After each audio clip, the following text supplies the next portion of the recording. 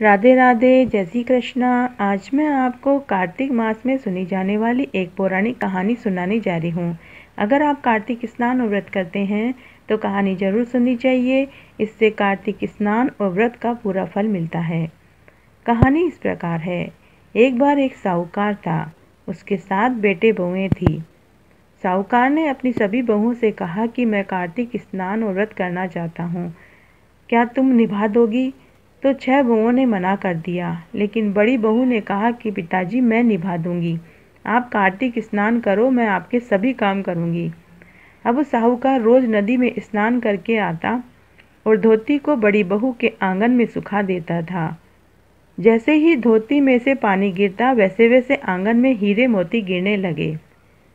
धीरे धीरे बड़ी बहू का घर धन दौलत से भर गया। बड़ी बहू पूरी कार्तिक में अपने ससुर की खूब सेवा करती, समय समय पर चाय देती, अच्छा खाना बनाकर खिलाती और उनके कपड़े भी धो देती थी। देखते ही देखते बड़ी बहू का घर अन्न धन के भंडार से भर गया। कार्तिक का महीना समाप्त हुआ तो साहूकार को कुछ चिंता सताने लगी, उदास दिखाई देने लगा। तब बड़ी बहू ने पूछा कि पिताजी, अब आपको किस बात की चिंता है, आप उदास क्यों बैठे हैं? तब साहूकार बोला, बहू, मेरा कार्तिक का महीना तो पूरा हो गया और मेरा मन करता है कि मैं एक दिन सारे परिवार वालों को बुलाकर खाना खिलाऊं, 5 पंडितों को जोड़े से खाना खिलाऊं। तब बड़ी बहू ने कहा, इसमें चिंता की क्या बात है, आप सब परिवार वालों को खाने का न्योता दे आओ, मैं सबके लिए अच्छे अच्छे पकवान बनवा दूंगी और 5 पंडितों को भी आप बुलवा लीजिए।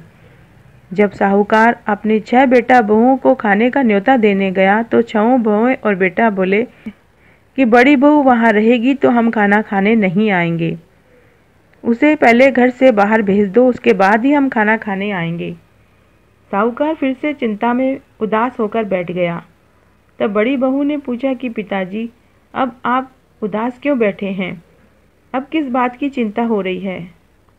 साहूकार बोला, बहू, 6 बेटा बहू कह रहे हैं कि तुम यहाँ रहोगी तो वे खाना खाने नहीं आएंगे।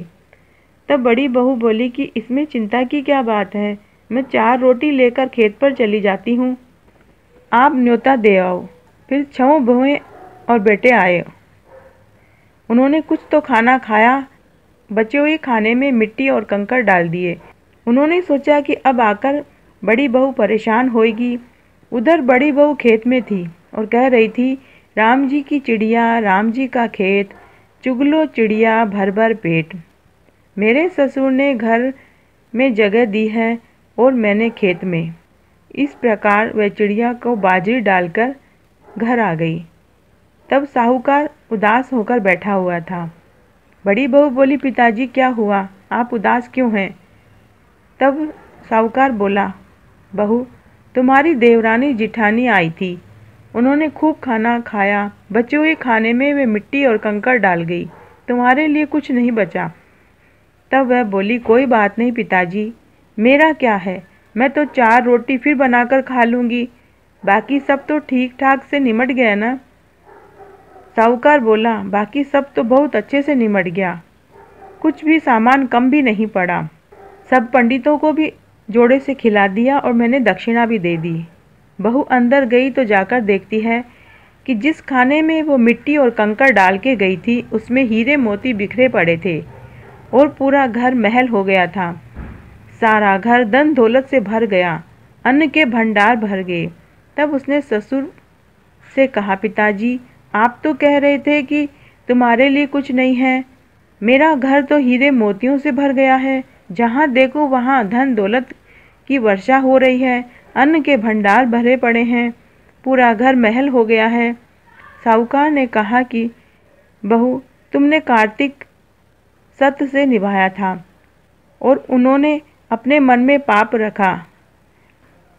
हे कार्तिक देवता, जैसे आप उस बड़ी बहू के ऊपर प्रसन्न हुए और कृपा की, उसका घर अन्न धन के भंडार से और हीरे मोतियों से भर दिया, वैसे सबका भरना, कहने वाले को, सुनने वाले को और हुकारा भरने वाले को। घटती हो तो पूरी हो तो परवान चढ़े, भूले बिसरे नाम तेरे भंडार में भरे। तो आज मैंने आपको कार्तिक मास में सुनी जाने वाली एक पौराणिक कहानी सुनाई। अगर आपको ये पसंद आती है तो अपने दोस्तों और रिश्तेदारों में ज़्यादा से ज़्यादा शेयर करके पुण्य कमाएं। धन्यवाद।